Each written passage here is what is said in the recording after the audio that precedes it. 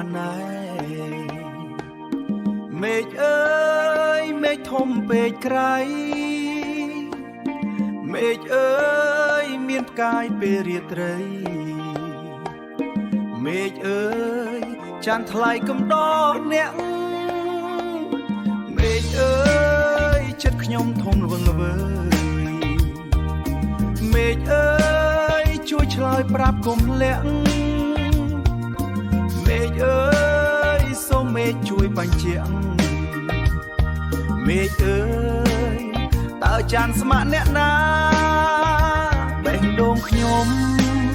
សួរទៅលើមេឃតែខ្យល់តែបក់តែឆ្លើយតបស្ងប់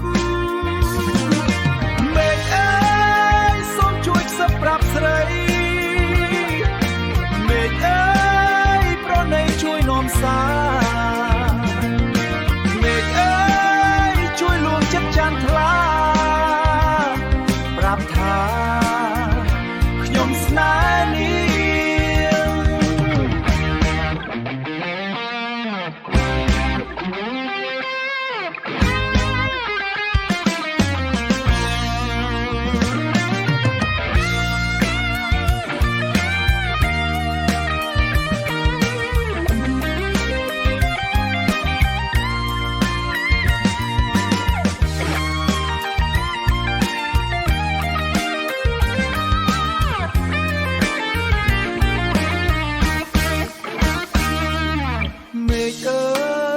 សូមមេឃជួយចែកជើ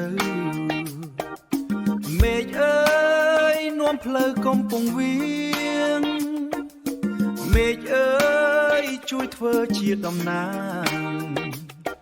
មេឃជាភក្តិស្ដោយតាំងសាកសីស្នេហ៍មេឃអើយសូមជួយខ្សឹបប្រាប់ស្រី